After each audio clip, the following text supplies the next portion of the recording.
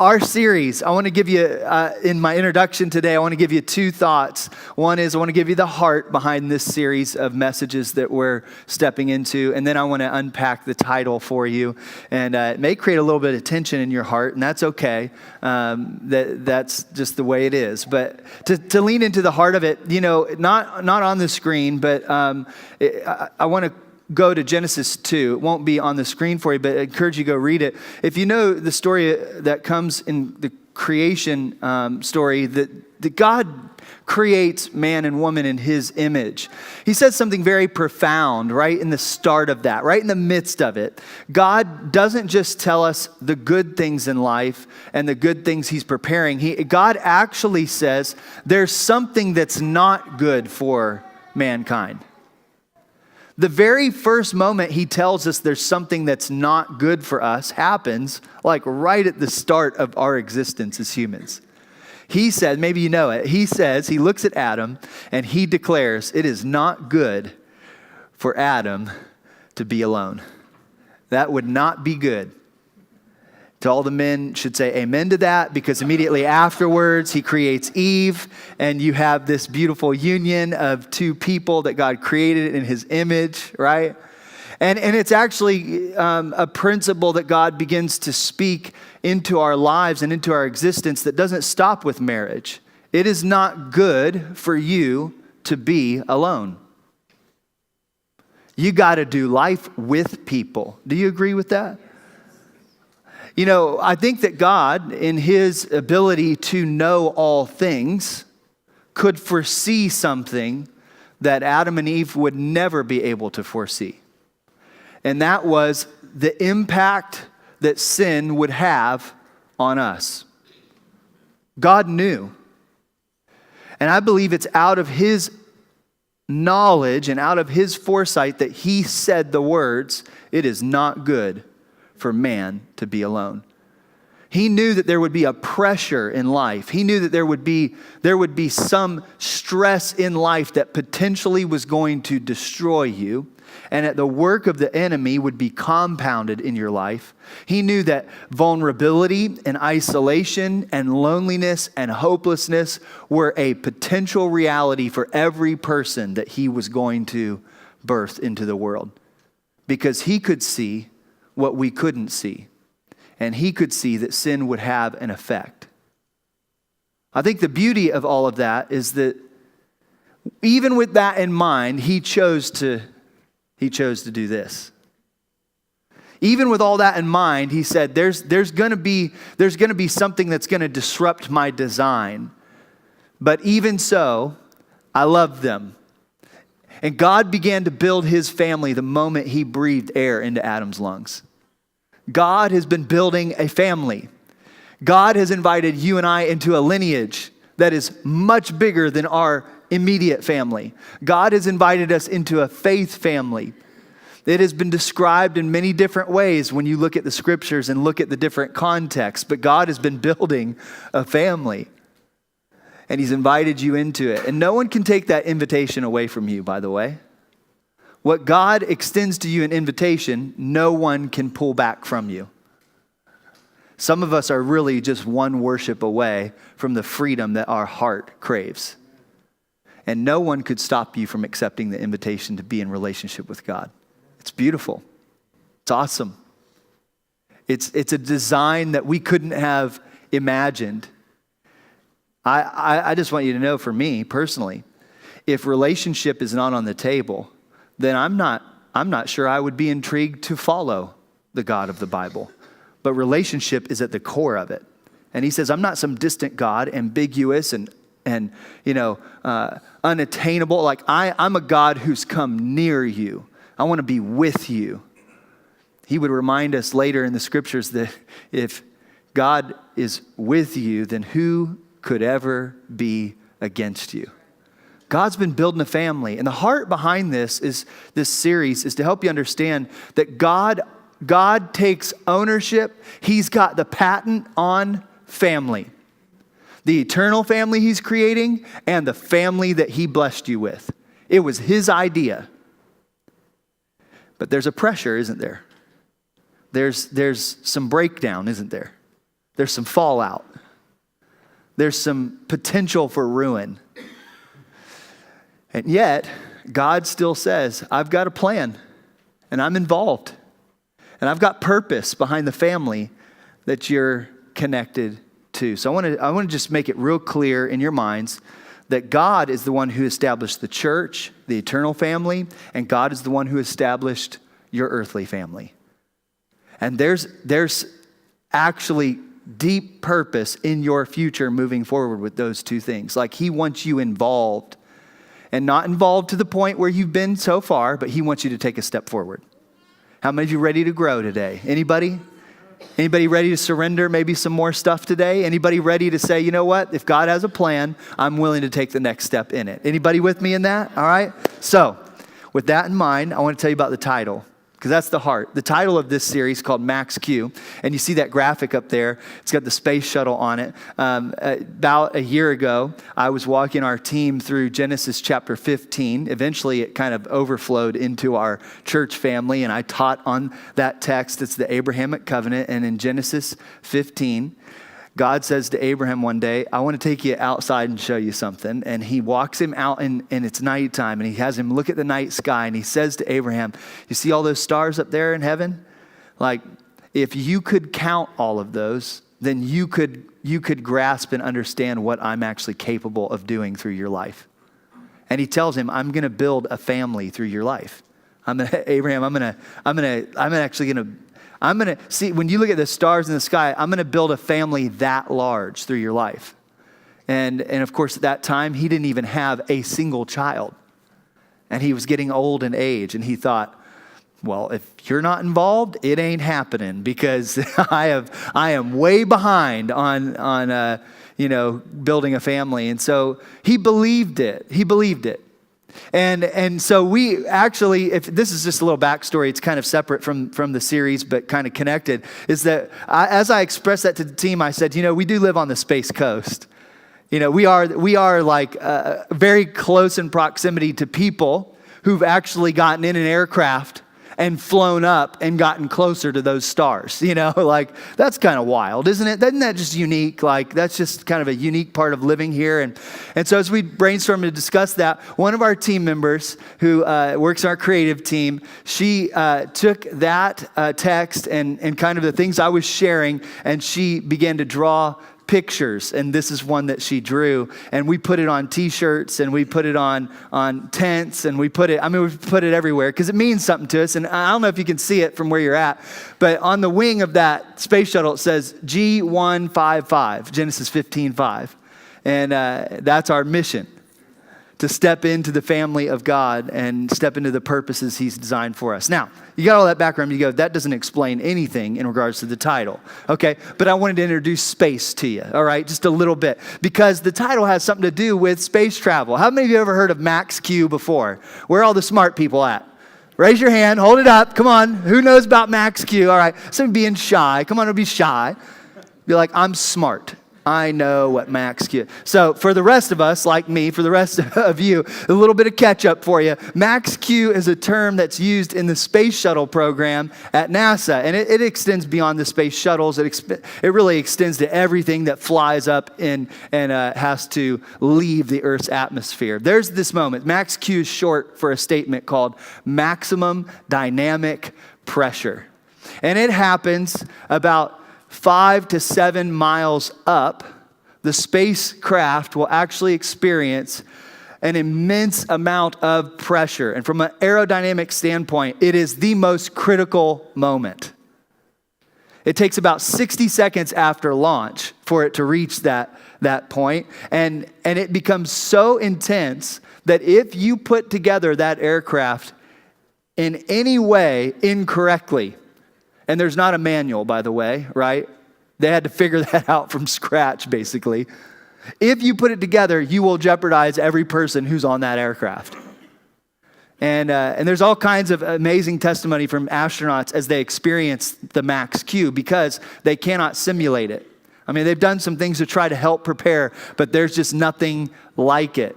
You're going to have to feel it when you strap in and take off. And so I just to kind of help you understand it, I thought this was an interesting line from a gentleman who worked at Kennedy Space Center. His name is Dave King, and he's a former director of shuttle processing. And he said this, he said, max Q is the moment where you hope you did all your homework on the vehicle structure. It's kind of like a lighthearted way of saying, I hope we don't kill the astronauts at this moment. Like, I hope we put it together right. It's pretty intense. I actually, when I studied through that some, I realized that I think it's an incredible analogy to what the church, what God's eternal family, and what the family is under all the time. You're under this pressure. You're under your own max Q in a spiritual sense. Because of sin, because it entered the world, even though God had the foresight to say man cannot be alone, like, the pressure created by sin in our lives creates a struggle, does it not? I don't know about you, but I'm pretty hope-filled. Like I'm not really a pessimistic type person, but man, sometimes life is hard, is it not? Sometimes it just gets really difficult. Some days you feel like, I don't know if I'll be able to withstand this. I don't know if I'm going to make it through. And I think we're in that. We're in a state of max Q as people breathing God's air. And really, when you look at the church and you look at the family, it's easy to spin it in a negative direction and go, and it doesn't look like it's going to get better. Now, let me qualify what I'm going to say about some negative things that are occurring in our society. Let me qualify it before I tell you, is I believe with all of my heart the best is yet to come. I believe with all of my heart that the promises of God are absolutely true. I believe that He has life abundant for those who walk step by step with Him. But I'm not so naive to think that somehow that means it happens without pressure and without difficulty and without some struggle and without some fight. In fact, here's what I would just say to you. In light of this, because I'm going to give you some statistics about just a few, because I know 99% of you don't like statistics, only 1% of you do, and that's a statistic in and of itself. So, but here's what I want you to know. I think that people who put their faith in God and people who walk with Jesus, I believe because of what I've experienced, and I believe the Word of God in places and gaps in my life that I haven't experienced. I believe that you're actually better under pressure than you think you are. I believe that it's easy to take the pressure of your life and think that that's what life is about. And sometimes you can wear a badge of honor because of what you've struggled through. But I think there's a better way. And I think the better way is to say, in spite of the struggle, I am walking with a peace of God in my heart and in my soul. And I know that through this pain and through this struggle, God has purpose in the plans that He has for me. For some of you, it's easy to say yes to that. Because maybe like me, you're kind of like climbing to the summit right now. But for others of you, you're looking at the mountain and the circumstances of your life, and you're saying, I get it, but I'm in the valley right now, and my heart hurts right now, and I want to believe that, but it's going to actually take some help and some support. Which brings us back to God's statement in Genesis 2. It is not good for you to be alone. So let me just tell you, because some of you know this, let me just tell you some statistics, all right, about the church and the family, okay? It's not fun, but it's true. 6 out of 10 millennials, and a millennial, by the way, is someone born from 1984 to 2002. Some of you didn't even know what a millennial is. Now you know. 1984, 2002, all right? I'm an elder in the millennials. That's what I am. I was born in 1984, so I'm an elder. All right. Elder millennial. 6 out of 10 of them who grew up in church have already left the church. 6 out of 10 have left the church. And when asked those who left, what did actually help grow your faith? They do not cite the church in the top 10 things. 57% of Americans, or I'm sorry, let me back up. I got a couple others. 25% of Americans have experienced divorce directly. And I don't mean have been divorced, maybe have been or are the children of. That means 1 in every 4 Americans now are walking through life having experienced that's part of their story. That's many of you in this room. I know, I realize, many of you. George Barna, who's a researcher and respected man in that category, he says, there no longer seems to be much of a stigma attached to divorce. It is now seen as an unavoidable rite of passage. And so the church and the family are under immense pressure. Satan knows if he can divide, if he can isolate and you're alone, he can destroy and ruin the intimacy that you were created for, that would bring life. And so here's one that's actually maybe the worst, and you'd probably agree that 700,000 children are victims of abuse every year in the United States. That's, to give you a perspective, that's 1,900 children a day are victims of abuse, and 4 out of the 5 abusers are their parents. I'm going to just tell you that to say there's a max Q going on.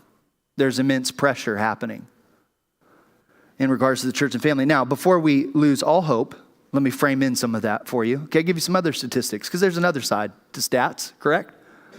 You're like, give me something good to think about, all right? 96% of millennials actually say that the Bible contains everything they need to live a meaningful life. Isn't that interesting? Do you know people are not as turned off by what the Bible actually says as maybe you presume they are? They actually believe there's value and there's quality there. 57% of Americans, when asked to fall into 3 different categories, 57% of them said, in their view of God, that he is all-powerful, all-knowing, perfect creator of the universe who rules the world today. More than half of Americans believe that. And in regards to the church actually in decline, because the church is declining, didn't know if you know that or not, but the church in America, in terms of population, is not growing, it's shrinking. There are some pockets of growth. In evangelical Protestant churches, since 2007, some report in their polls that there has been an increase of 5 million people. So, all that to say, let's frame this in right. Let's look at the reality that there's immense pressure in life, but let's also realize that we've been called to be somewhat of the solution to it. Amen. Not to avoid it, you can't. Not to escape it, you can't. There's nowhere you can, there's nowhere you can run that there won't be spiritual pressure. There's nowhere you can run in a sin-covered world that somehow will be, free of all pain and free of all. There's a place like that, but it's not on the earth. There's a place for that God has positioned, and it's called the church, where he said, I'll actually bring heaven to earth through my family in the hearts of the people. So I want to talk to you about this idea today. If I'm not losing you so far, there's immense pressure. That's what I wanted to really address, that there's a tension here. There's immense pressure. You feel it, I feel it, the people around you feel it. What will we do about it? I want to go to an Old Testament text, the book of Nehemiah, to show you an example of what it looks like to live through the pressure well. To live through it well. How many of you heard of Nehemiah before? Anybody? Awesome. About half of you, okay? So here's the deal. Nehemiah lived in Jerusalem. He was a Jewish man. He grew up there, but he was taken off into exile because the Persian Empire conquered that region and really a lot of the known world. And he was carried off into slavery, but he was given actually a pretty privileged position. He was put into the royal court, Nehemiah, and he served the Persian Empire and its leaders as a cupbearer. And so he has a fairly higher quality of life than most as an exile. But it's about 440 BC, a few thousand years ago, all right? And he's living as a transplant in a new city, in a new place, and yet his heart is still attached to his homeland. And talk about pressure. Talk about living through a struggle. You get conquered by another nation and carried off. That's a struggle. That's difficult. But there came a point in the Persian Empire allowed many of the exiles of the nations that they conquered to go home. And a remnant returned back to Jerusalem. Nehemiah did not go. But when he started to get word of what was actually happening there, it was horrific. It was awful. Jerusalem had been torn down, the walls had been knocked down, and anybody who still lived there or returned there was vulnerable to any outside enemies who just were kind of like, you could categorize them like pirates. This in and out of Jerusalem, destroying everything, to the point where just to make it in life, families began to offer family members as collateral if they could not pay their debts. That's how severe it got. So now you just have this miniature version of an empire that conquered these nations. Now you have it happening in the subculture all around it and down below and everywhere else. And so Jerusalem's in ruins, and Nehemiah gets this message, and I'm going to skip a good portion of it to get to this place of intense pressure that I want you to see. But Nehemiah actually approaches the Persian leaders and says, can I go home to Jerusalem and rebuild the walls? And not only do they say yes, but they provide him all the resources to do it, because God's hand is in it. And he arrives in Jerusalem and he builds this plan, and he begins to rebuild the city that has been destroyed, that has experienced its own max Q, and it didn't make it. And he's rebuilding.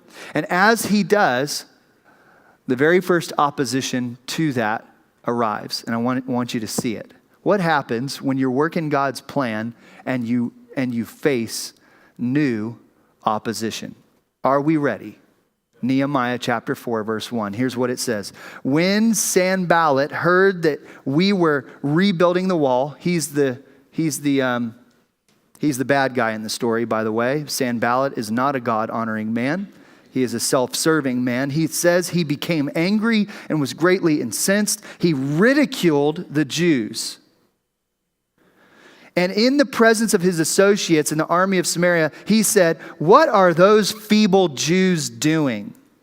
I want you to take notice of these questions that he asks. Will they restore their wall? Will they offer sacrifices? Will they finish in a day? Those three are not really questions. They're insults. They're attacks. They are doubt cast over Nehemiah's plan. You really think you can rebuild this thing? You're offering sacrifices. Okay. You think God cares?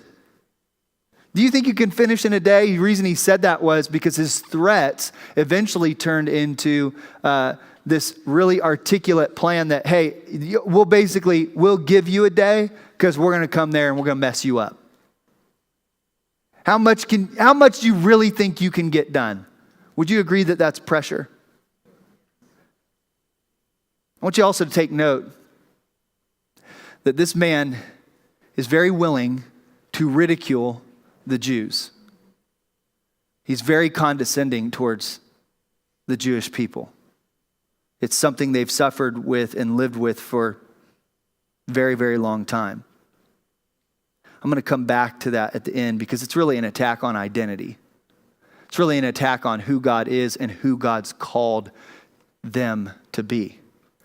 And that's an important thing for you to take note of and prepare in your own heart. I'm going to go to verse 4. I want to read you how Nehemiah responds. I love this because it's just a reminder that you can't really tame the Bible. I don't know if you've ever prayed a prayer like this, but it's pretty raw. So check this out. Nehemiah responds. He says, hear us, O God. Hear us, our God. For we are despised. Here's where it gets good. You ready? Turn their insults back on their own heads. You ever prayed a prayer like that? Give them over as plunder in a land of captivity. It's pretty severe. Do not cover up their guilt or blot out their sins from your sight, for they have thrown insults in the face of the builders. Now, you may not have ever prayed a prayer like that or said something like that to someone, but I bet you wanted to.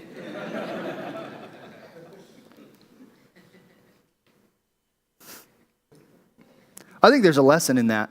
Here's the lesson. Actually, take your complaining to God. He might resolve that in your heart. I can't speak for Nehemiah in that regard. I don't know if he had a change of heart or not. I do know he brought his complaint to God. And I do know the outcome of it became significant. Here's what it says in verse 6. So, now they cleared that from my mind, Nehemiah says, we rebuilt the wall till all of it reached half its height, for the people worked with all their heart. And then it got worse. Then it got worse because the threat didn't work the first time. The opposition didn't seem to bother Nehemiah enough the first time to change his plans. He just kept going. And when that happened and they reached half their height, then it intensified.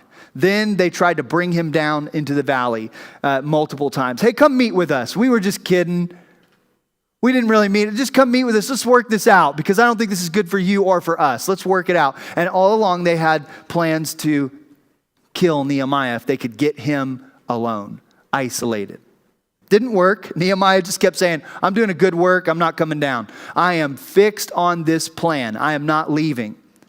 But here is what he did in response to the pressure. I want you to notice this as courage and encouragement to you. Verse 13, it says, therefore, as a result of more and intense threats, I stationed some of the people behind the lowest points of the wall at the exposed places, posting them by families. It's important.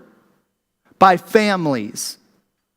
With their swords and spears and bows. And after I looked things over, I stood up and I said to the nobles, the officials, and the rest of the people, don't be afraid of them. Remember the Lord who is great and awesome, and fight for your families, your sons and your daughters, your wives and your homes. This is a people that Nehemiah went into Jerusalem and worked so diligently that he bought back all the children and all the wives that had been taken off into slavery. That's who he's talking to. You know, I mean, you got to have that perspective to realize the intense pressure. There were families who thought, we've lost it all. Nehemiah came in with God's plan and said, hey, listen, this isn't going to stand. We're going to honor God. We're going to serve him. We're going to work the plan that he has for us. And he says, and then he begins to work with the provision given to him by Persia. And he begins to win back the families. And it gets to the point where people notice we are losing something here. We're losing all of our payout. We're losing all of our ability to get in there and take what we want. Those people are not as vulnerable as they once were. And so they go after Nehemiah, and Nehemiah remains resolved, and he says, here's what we're going to do. There's still some significant gaps. The gates have not been built. I'm posting you up family by family, and bring your weapons and be ready to fight because this battle's not over yet. Notice this in verse 16. From that day on, half of my men did the work, while the other half were equipped with spears, shields, bows, and armor. It just got serious, didn't it? The officers posted themselves behind the people of Judah who were building the wall. Those who carried materials did their work with one hand and held a weapon in the other.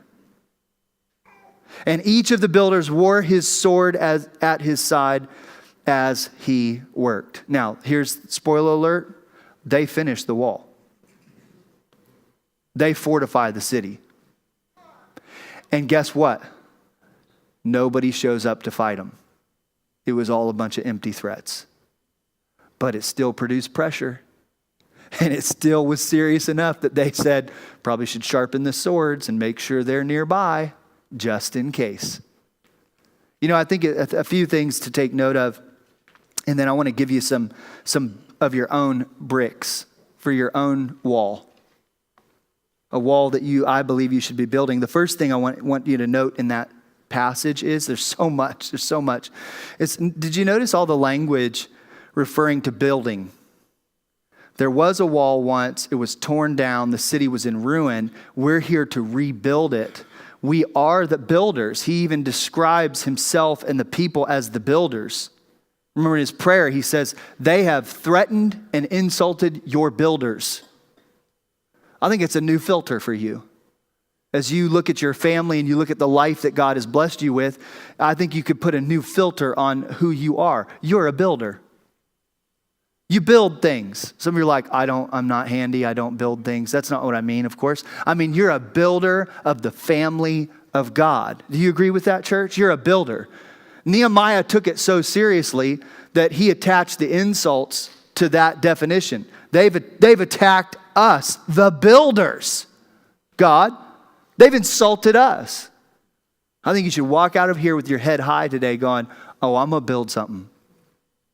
I'm building something.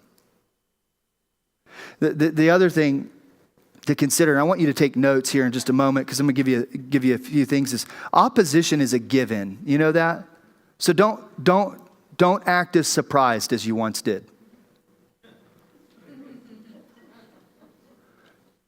Like when they come against you, when someone comes against you and belittles you, makes fun of you, or even tries to disrupt you, like comes at you because of a choice you've made or a value you have or the way that you lead, or belittles you for the way that you raise your children or the way that you handle your finances, like just stop acting so surprised.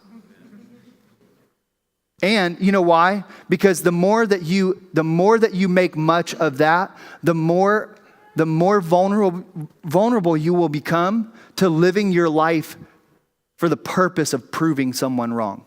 And let me tell you what that is. That's called a miserable purpose. Do not live to prove people wrong. Prove God right. Let the critics whine, as they say. Let it happen, okay? The only reason that we live in a world that it seems so surprising that opposition comes and insults happen and people, discourage you and don't like what you do and don't like what you say on Facebook and all these things is because we make a big deal out of it. Opposition is going to happen. Take note of it. Be ready for it. Go prove God right. You have a lot more value and purpose in being the person God called you to be than proving someone wrong who doesn't even understand it anyway. That's about like 67% better preaching than you're responding to, actually. So, do you notice that Nehemiah attached his success, maybe even anchored his success to this unique motive of family? He put the families. You're together. Fight together, build together, work together, be together. Like the motivation came from the right place, I think. So let me give you some motivation in building the right kind of life and family. I want to give you some motivation. They're very simple. That's by design. I think it's when we overlook the simple things and the fundamental things is where the wall begins to crumble. When we forget that it's just brick by brick. It's one stone at a time.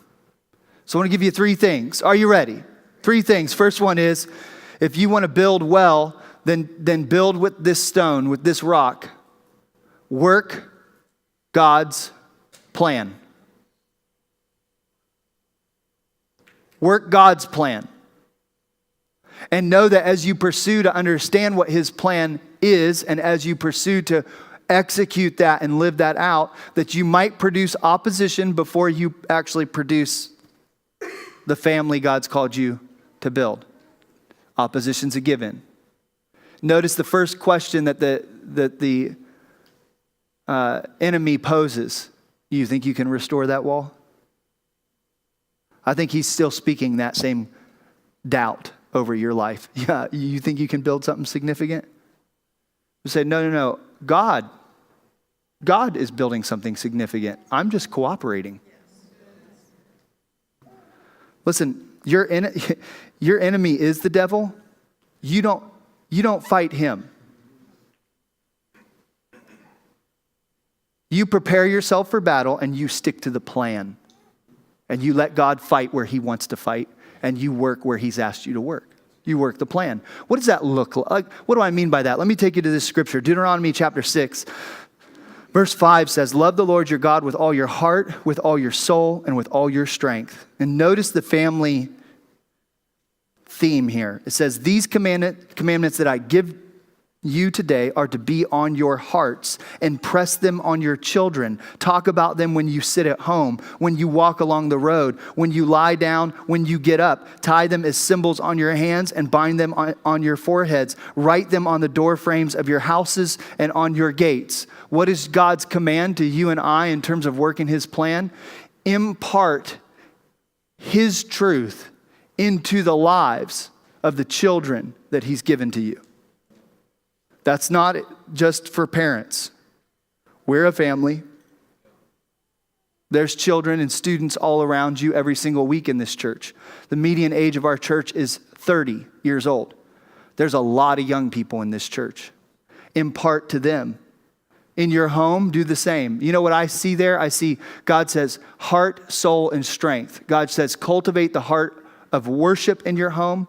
Cultivate the right thinking in regards to soul, the attitude that needs to be prominent, and cultivate in their actions, in their strength, how they're to live. So here's my action step for you in working God's plan. Start here. Call for worship in your home. If you're a parent, call for worship in your home. If you have kids who have moved on and they're adults now, call for worship in your home between you and your spouse. Don't wait till Sunday morning at Pineda to raise your voice. Call for worship in your home. You know, sometimes the gaps in our wall and why pressure becomes so intense is we forgot that we have the freedom to worship God where we lie down and where we get up and where we drive and where we walk. You have the freedom. Call for worship in your home. Some of you are like, Pastor, it will not be helpful. You have not heard me sing. I'll just ruin everything. That's all right. Get a computer or your Apple TV or your phone out, whatever you got to do. Look up your favorite worship musician and call for worship in your house. You'll never, I coached Little League Baseball. Did you hear about that? I've talked about it a few times. It left it. I'm done. I retired, by the way. 2 seasons, I'm done. Hall of Fame, whatever. 5 to 7-year-olds. I sat with the parents. I know about this much about baseball. So I sat with the parents very first practice. I said, parents, you got to, please, if you do one thing this season, you have invested your dollars. You are about to invest a bunch of your time coming to practices and games and, the whole thing. So here's the deal. If you will, I'm telling you, if you will throw a baseball in the front yard with your child for 10 minutes a day, their passion and skill will increase and you will feel like you have not wasted your time. Just go home and just throw the ball 10 minutes a day. That's it. If you'll just do that, I'm telling you, it will greatly, can I just tell you something? I know who was throwing the ball with their kid at home. I know. And it wasn't all of them.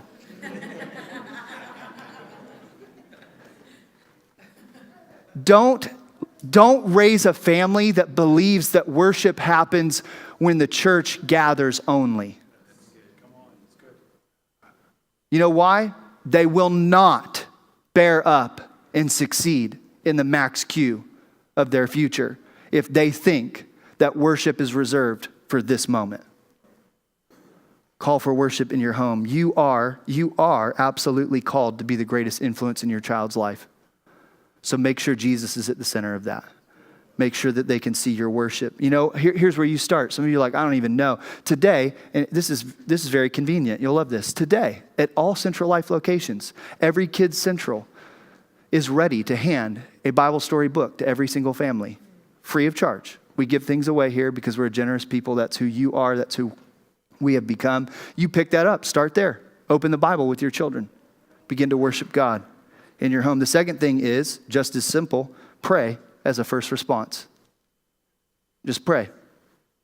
Hey, don't let another day go by where your spouse and your kids do not hear you pray with your voice for them. So we're like, I know, some of you, I have sensitivity and I've got room for those of you who go, I don't even know where to start, Pastor. I get it. You start by sitting them down at the table, at a bedside, in the living room, and you pray. If it lasts 10 seconds, it does not matter. Pray. Take a hold of the opportunity given to you by the living God and the creator of the universe to have a conversation with him. Don't take that for granted. I'm telling you, what did the enemy say to Nehemiah? Oh, you're sacrificing? Oh, you think a God is involved in this? You think he cares? Oh, he cares. And he wants to hear your voice. And you know what? I think equally as important, God knows this, equally as important is your children and your spouse need to hear your voice speaking to God on their behalf. Pray for them. I have a few texts that we can go to, but I'm burning up a bunch of time here. Go to Nehemiah chapter 1, go to Jeremiah chapter 29 on your own, and notice the first response of prayer. Not the last resort, the first response to prayer. My little girl heard that my wife speaking about the fact that she missed a phone call from a cousin last week. She said, I need to call her back. My daughter Brielle said, I want to call her. So they got on the phone and they had a conversation. I don't know exactly what they talked about, but when they got off the phone, my little girl Brielle looked at my wife and said, I have an idea. Why don't we call Gigi? Now, Gigi is my grandmother, her great-grandmother, who passed away in March. Gigi was the pioneer of our family's faith. And my little girl said, why don't we call Gigi? She knew where Gigi is. My wife said, honey, I'm so sorry that there's not a phone in heaven, which was mind-boggling for a 5-year-old. Why would they not have a phone? I mean, we all have phones. Everybody's got a phone. You know, I think my wife said something to the effect of this, you know, we can't call Gigi, but we can talk to Jesus and he's with Gigi. Just don't miss the opportunity. My wife came to me later, was like, I did not even know what to say. I said, you said the right thing. You said the right thing. The last one's this: don't give up. Don't give up. Team, you want to come back and join me and prepare for song? Don't give up. You know why? Here's a distinction I want you to have in your mind as you pursue to work God's plan, as you continue to pray and to press in to his presence. You are fighting for something. You're not fighting against something. Now, some of you might go, I'm not sure I understand that, because you talked about enemy and threats and all those things. The moment that you put your faith in Jesus, the Bible says that you stepped into his righteousness. You're not fighting against the devil anymore. You're fighting for God and his purpose in your life and in your family. And as you do that, guess what? There is no longer a fight against something. The fight's over. God will handle that. You've got to keep your eyes fixed on what you're fighting for. He'll handle what you're fighting against. In the book of James, it says this. Would you go to that text for me? James chapter 2. Consider it pure joy, my brothers and sisters, whenever you face trials of many kinds, because you know that the testing of your faith produces perseverance. Let perseverance finish its work. Pastor Ryan's translation, interpretation, don't give up. Don't give up, so that you may be mature and complete, not lacking anything. Can I just say this to you? I have no clever, awe-inspiring way to tell you to keep going forward other than that. Don't give up. If you're tempted to give up, here, can I just tell you something? Some of you, you've heard this message today. I think you clearly understand my motive and you understand my heart to encourage, but you also know that it's brought up pain in your life. Because when you look in the rear view mirror of your life, you don't see exactly what you set out to accomplish in building a family. But can I just encourage you with this? Whatever the pieces of your life that you have left, they're going to be your future family. We've said it to you before in other texts or other contexts, other topics. We are from this day forward kind of people. Like, I know there's some stuff that you wish you could, if you could go back, you'd probably undo. There's some things that you would change. But don't let that produce an apathy in your heart today for what God has put in your future tomorrow. Listen, can I just encourage you with this? It's always simpler than you think it is. It's why I keep preaching as simply as I can. It's always simpler than you think it is. Emotions in life, the layers of life will tell you that it's more complicated than you can handle. Here's my message to you in summary. You have everything you need to be the people that God has called you to be right now. There is no, we'll get there eventually. There is no, when we're there, then it will be this way. No. Right now, you've got everything you need to exercise being the people that God has called you to be. He will be in the details, and He will have His glory. And my encouragement to you is to press in and to keep working His plan. Stay close to Him, and don't give up. Don't give up. Next week, we'll dive a little further, all right? I love you, church. Would you stand to your feet? Thank you, Jesus. We worship you today in this place. We lift you high. You've declared that if we will lift you high in our worship, in our praise, in visibility within our lives, that you will draw people to yourself. And today, God, our one hope is that you would be present with us. You've promised it. We're not doubting it, but we're craving it, and we need it. And I pray that your presence would be so strong in this place right now that not a person here could walk out saying, I don't know what God wants me to do. God, give us your wisdom. Give us direction. Set our hearts in the direction you want us to go. And God, we will worship you with our lives. We will be the living sacrifices you've called us to be. It's in Jesus' name we pray. Amen.